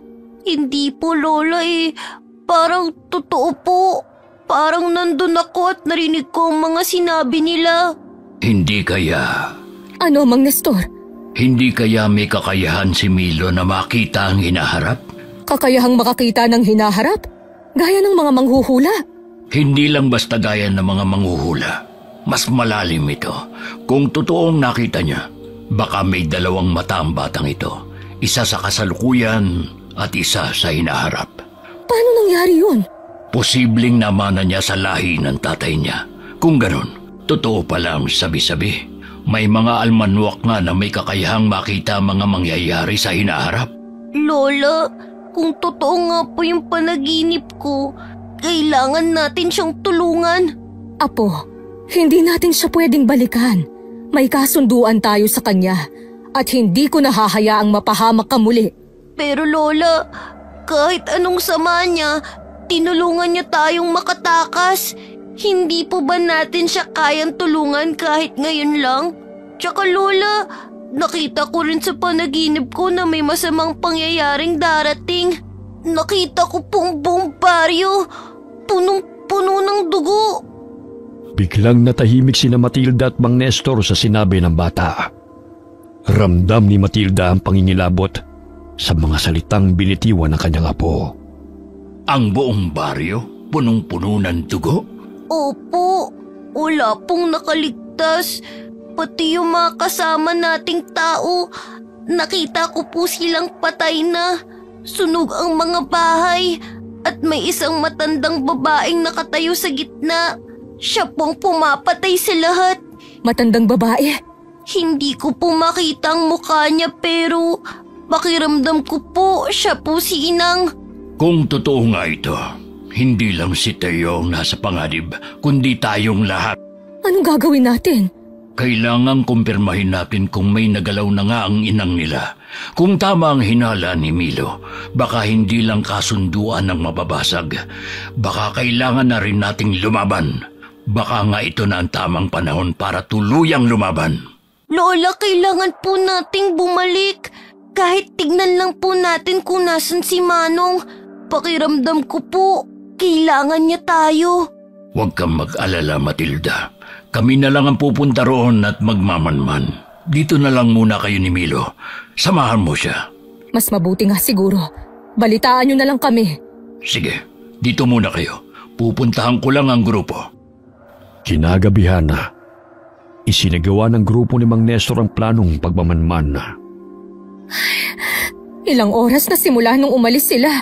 Bakit kaya hindi pa rin sila bumabalik? Nararamdaman ko pong ayos lang sila, Lola. Sana nga, Milo. Nandyan na po sila. Dahan-dahan lang, Milo. Hindi ka pa magaling. Pwede mo ba akong ikuha ng tubig, Milo? Sige po. Kumusta? Anong nangyari, Mang Nestor? Masigla na ulit ang apo mo. Oo. Ito na pong tubig. Salamat, Milo. Tama nga ang hinala mo. Nakita naming nakatali si Teo at narinig din namin bukas ng hapon, pupugutan nila siya ng ulo. Ano? Lola, kailangan po natin siyang tulungan. Doon ka na muna, Milo. Doon sa kwarto mo. Usapang matatanda ito. Pero... Tama ang lola mo, Milo. Sige na, doon ka na muna. Huwag kang mag-alala. Pagpaplanuhan naming mabuti ito. Ano na ang gagawin natin? Susugod kami mamayang madaling araw. Umuwi lang kami para kumuha ng mga gamit at magpahinga ng konti. Sasama po ko. Milo, hindi ka sasama. Dito ka lang. Pero Lola... Milo! Makinig ka sa lola mo, Milo. Masyado ka pang bata para lumaban. Hayaan mo na kaming matatanda ang gumawa nito. Pero po... Matigas talaga ang ulo ng apo mo, Matilda. Mana sa'yo. Sige na, gawin niyo na ang dapat gawin. Ako na ang bahalang magbantay sa apo ko. Pagkatapos magpahinga at makuha ang lahat ng kailangan sa pakikipaglaban na, muling umalis ang grupo ni Mang Nestor. Pinatulog naman ni Matilda ang apo at pagkalipas ng oras ay nakatulog din siya. Pero maya-maya nalimpungatan siya at nakitang wala na si Milo sa kanyang tabi. Ay, nakatulog na pala ako. Milo! Milo! Milo, apo! Nasaan ka? Uy, lintik talaga ang batang yon. Huwag mong sabihin, sinundan niya sila Mang Nestor sa kuta ng mga aswang. Naloko na. Maaga akong mamamatay sa konsumisyon dahil sa kanya eh. Milo! Milo! Parang may narinig akong kaluskos sa labas ah. Milo! Milo! Oh, si Milo nga yun! Milo, hintayin mo ako! Matilda, anong ginagawa mo rito? Sinundan ko si Milo. Ang tigas talaga ng ulo ng batang yun. Sabi ko na nga ba, mana sa'yo eh. Oh, eto. Ano yan? Susugod ka ng walang dalang sandata. Aba, maaga kang mamamatay. Buti pa yung apo mo, may likas na lakas at bilis. Saka bukas na ang kabilugan ng buwan. Kaya niyang protektahan ang sarili niya. Eh ikaw? Ay, matanda na ako para lumaban. Pero sige na nga, akin na yan.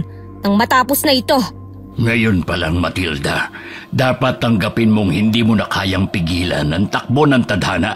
Hindi mo mapipigil ang bagyong paparating, pero kaya mo siyang salubungin kasama ang apo mo. Alam ko namang darating ang gabing ito, Mang Nestor.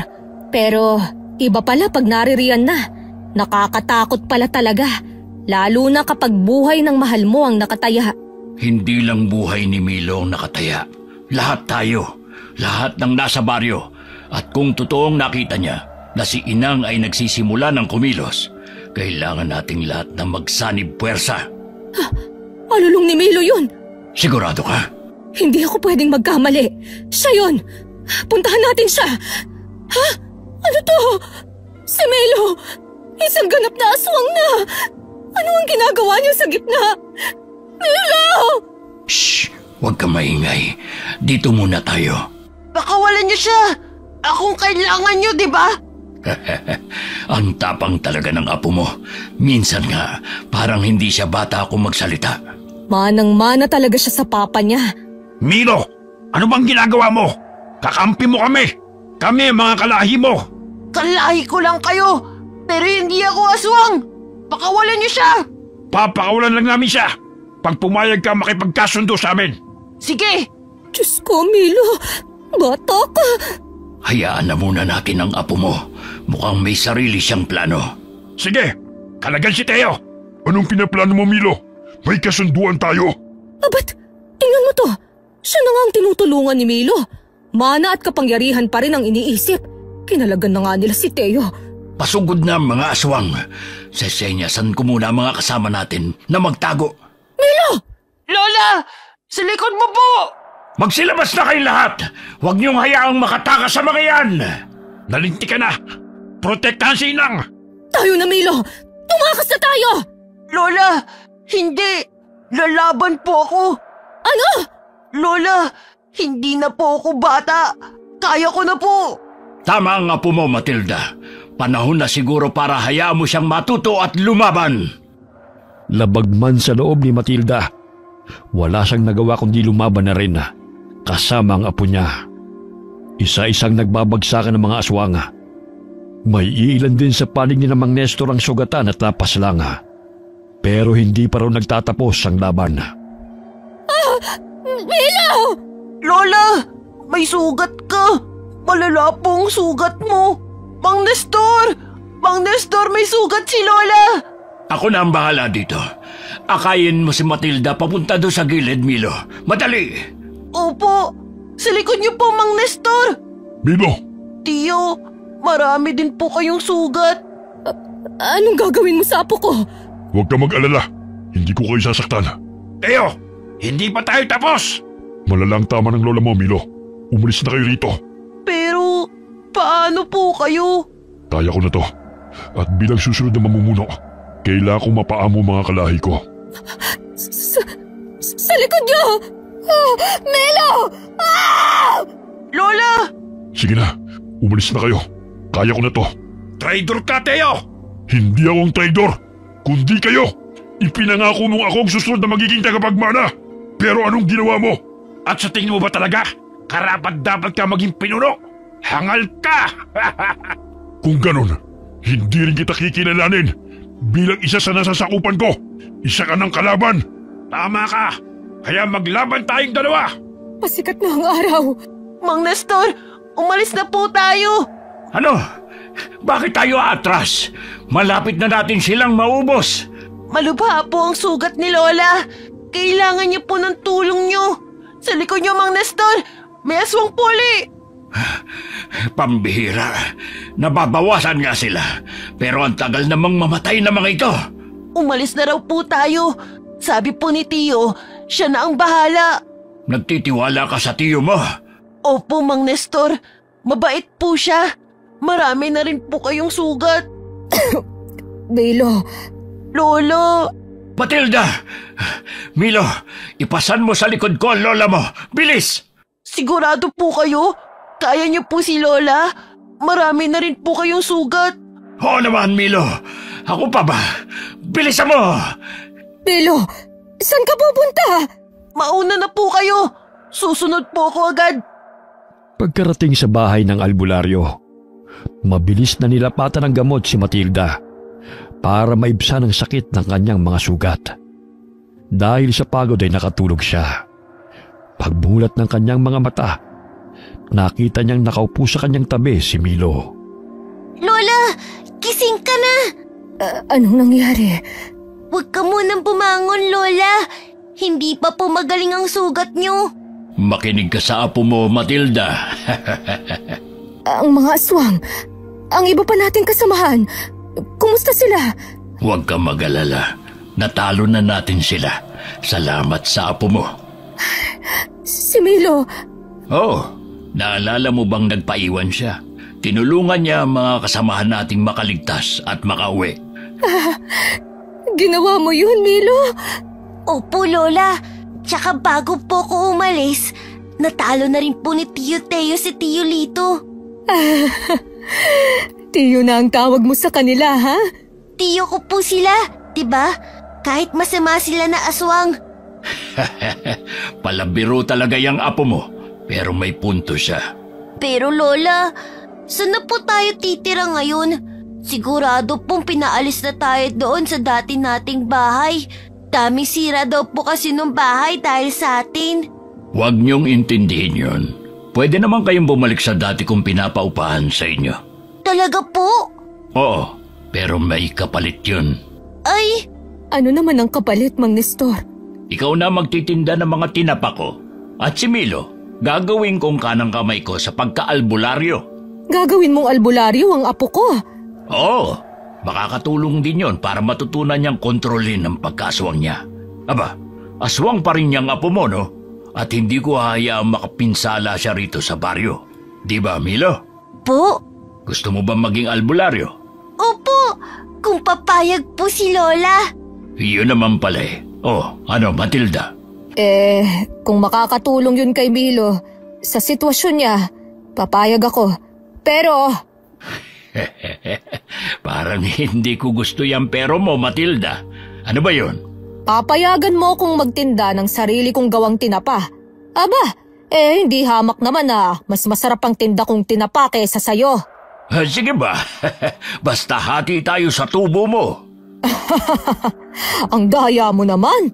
Abay, sa tindahan ko naman ititinda. Dapat lang, no? Napuno ng tawanan ng tahanan ni Mang Nestor na para bang hindi sila galing sa isang madugong labanan. Lumipas sa mga araw at patuloy na sinanay ng matanda si Milo para makontrol ng bata ang pagiging aswang niya. Isang gabi, habang sinasanay ni Mang Nestor si Milo sa likod bahay, may naramdaman silang dalawang pares ng mga mata na nanonood mula sa di kalayuan. Anong problema, Milo? Para pong may nanonood sa atin, Lola. Akala ko'y guni-guni ko lang. Naramdaman mo rin pala yon, Milo. Opo. Sino naman kaya yun? Parang wala namang tao. Baka mga hayop lang. Hindi po eh. Parang... Aswang! Huwag kayong matakot. Ako lamang to. Tiyo, anong ginagawa mo rito? Akala ko ba't nagkasundo na tayo? Hindi ako nandito para manggulo. Gusto ko lang sanang makausap si Milo. Ano po yun? Gusto ko sanang ibigay ito sa'yo. Ano po yan? Yan ang... Yan nga, ang tuway ng pinuno naming sinang. At bakit mo naman ibinibigay yan sa apo ko? Mabisang pangontra at gabayan laban sa mga kagaya namin. Gusto ko lang magpasalamat kay Milo sa pagtulong niya sa akin. Milo, manang-mana ka talaga sa ama mo.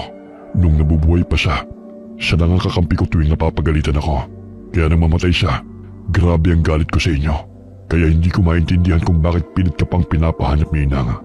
Yung pala, ikaw ang napiling magpatuloy ng lahi. Pumunta ka dito para lang talaga dyan. Huwag kayong mag-alala. Hindi na namin muli pang gagambalain ang baril nyo. Patay na rin ang mga aswang na umatake sa inyo. Salamat din po sa tulong niyo, Tiyo. At aasahan naming tutuparin niyo ang kasunduan natin. Makakaasa kayo. Paano? Aalis na ako. Ay! Anong balak mo? Hindi ka pwedeng mag-anyong aswang dito. Makikita ka ng mga tao, matatakot sila sa'yo. Ay, hehe. Susubukan ko lang sana itong bago kong pakpak. Ay, doon ka sa malayo mag-ensayong lumipad. Huwag dito. Sige ho. Mauna na ho ako. Pasensya na. Pagkatapos ng gabing yun, hindi na muling nagpakita si Teo. Muling naging mapayapa ang baryo. Unti-unting lumakas muli ang negosyo ni Matilda sa pagtitinda ng tinapa. At hindi na rin sila iniiwasan ng mga taga-baryo. Bagamat nanatiling lihim sa pagitan ni Mang Nestor, Matilda, Milo, at ng samahang mananagasig ang tunay na katauhan ng bata, nagpatuloy pa rin ang kanyang pag-iensayo. Milo, tama na yan. Halika na at kakain na tayo. Aba, tingnan mo nga naman. Sakto pala ang dating ko. Nandito ka pala, Matilda. Lola! Dinalaw ko lang itong si Milo. Halos hindi na umuwi sa bahay Umuwi ka rin kasi paminsan-minsan dito sa lola mo, Milo. Ayan, nagtatampo na sa'yo. Ay, halika na. Kakain na tayo. Umuwi naman po ko Ano po palang ulam? Tinapa. Tinapa na naman? Purga na po ko sa tinapa Lola, wala ka bang dalang ulam? Ay, oo nga pala. Meron. Ito Ano po yan, Lola? Tinapa pa rin yan Huwag ka nang magreklamo, Milo. Lola, mag-alaga na lang po tayo ulit ng manok. Mas gugustuhin ko pang araw-araw manok kaysa tinapa. Bakit nga pala hindi ka na nag-aalaga ng manok, Matilda? Para lang naman kasi kay Milo yung mga manok na yun noon. Alam mo na, para pigilan ang pagkagutom niya. Pwede pa rin naman tayo mag-alaga ng manok. Aswang pa rin si Milo, pero sanay nang kumain ng nilagang karne. Hayaan mo, Milo. Bibili ako ng 45 days na manok. Mag-aalaga tayo. Yay! Kumusta pala ang pagsasanay niyo? Ayan, nakokontrol na ni Milo ang pagiging aswang niya. Mas gumagaling na rin siya sa pakikipaglaban. Pero mukhang hindi na matututunan ni Milo ang manggamot. Bakit naman? Paano?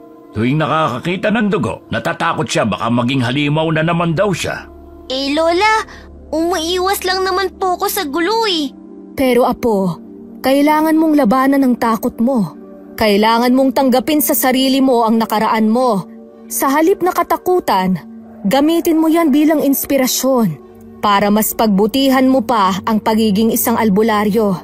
Kahapon nga lang nung pinaanak namin yung kambing nila Maria, halos tumakbo na si Milo dahil natatakam daw siya sa dugo. Para saan pa't nagsasanay ka, Milo? Kung sa simpleng ganun lang ay natatakot ka na. Labanan mo, apo. Sinusubukan ko naman po, Lola.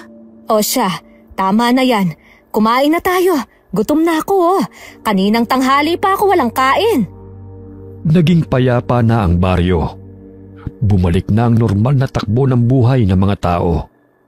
Pero isang umaga, habang abala si Matilda sa pagtitinda ng tinapa sa palengke, isang kakaiba pero pamilyar na lalaki ang lumapit bilang customer. Nakasuot ng jacket at nakasombrero para matakpan ang kanyang mukha.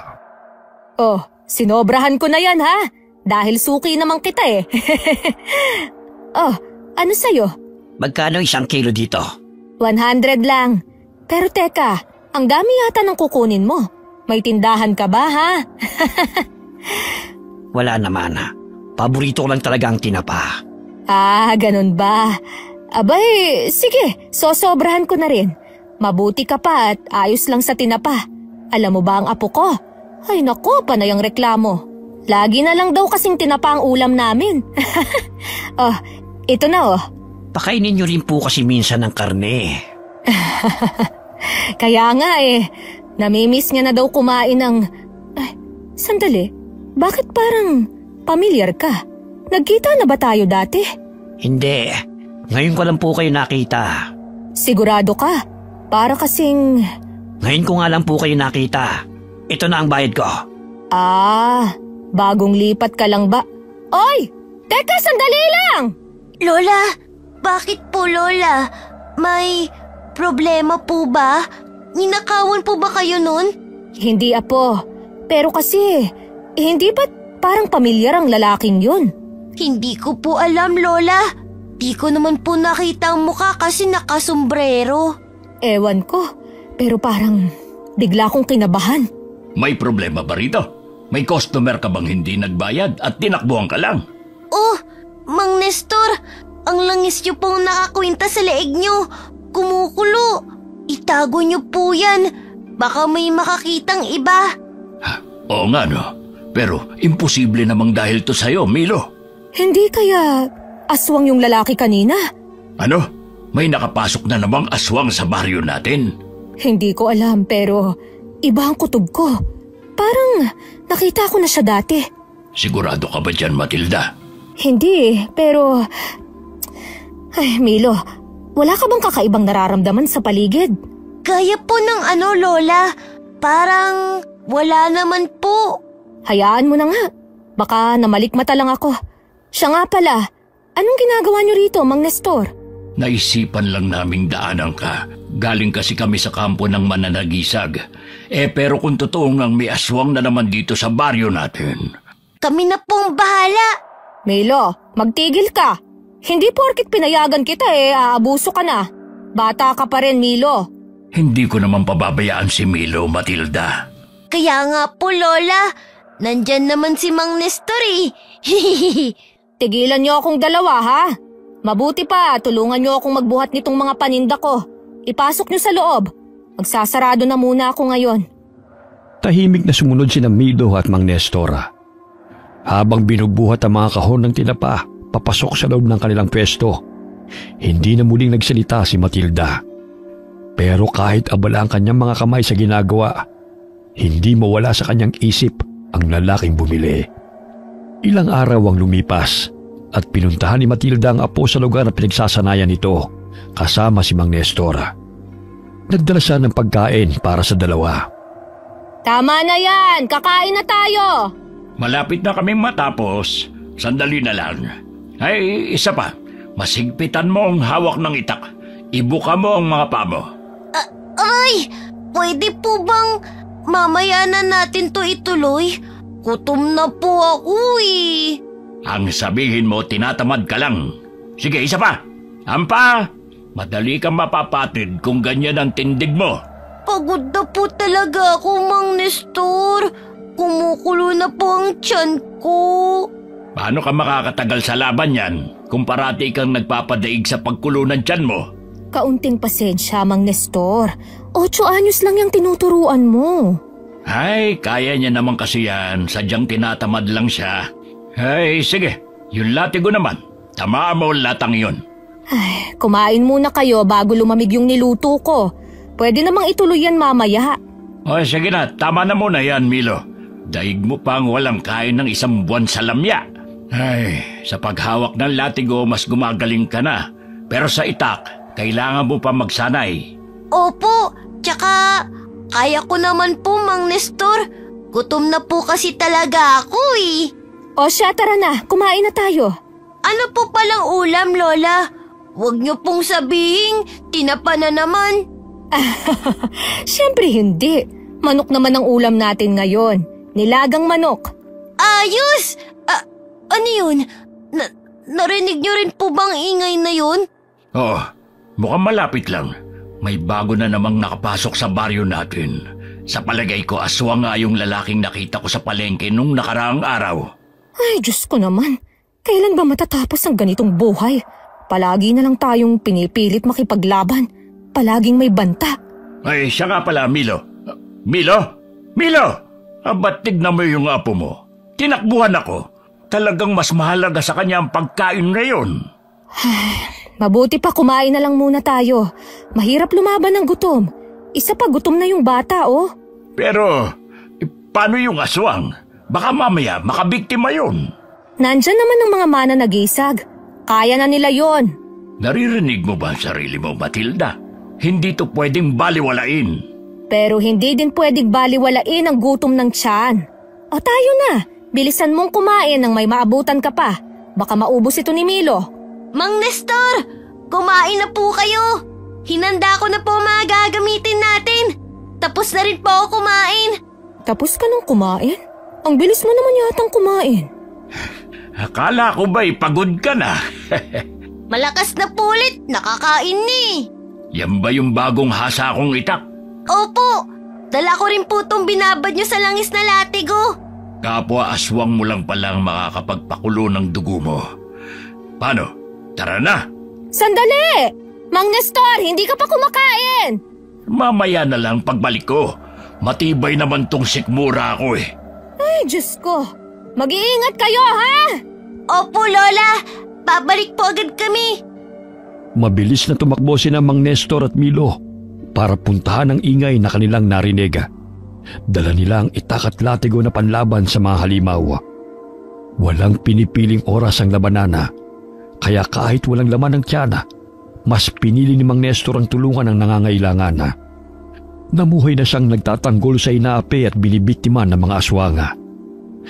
Dahil sa kanyang dedikasyon, naituro din niya kay Milo ang ugaling matulungin at palaging pumanig sa kabutihan.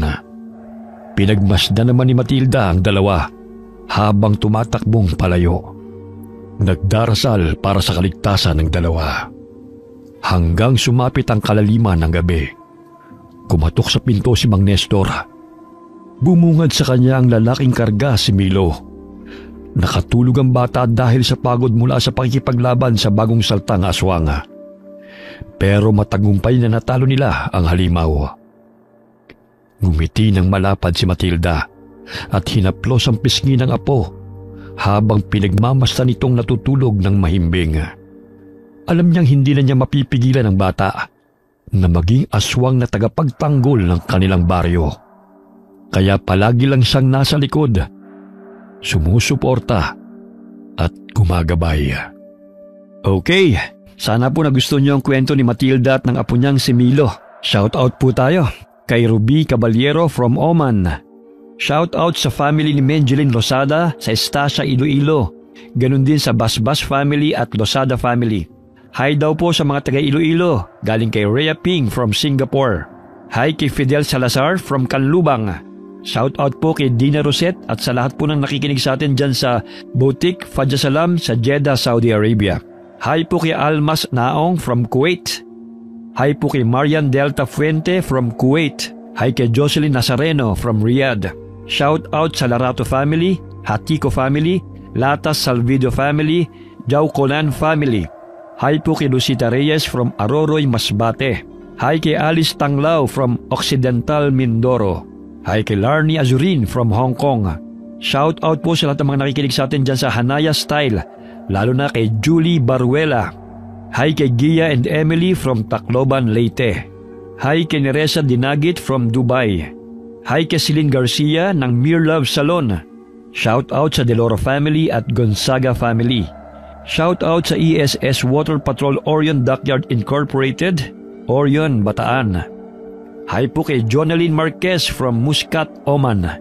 Hi po kay Hani Austria from Tokyo. Shin or Shene Abayon from Pampanga. Hi kay Cherry Ann Espere. Shout out kay Kyle at Kylie at kay Edwin Reyes galing kay Aiko Villesa from Bahrain.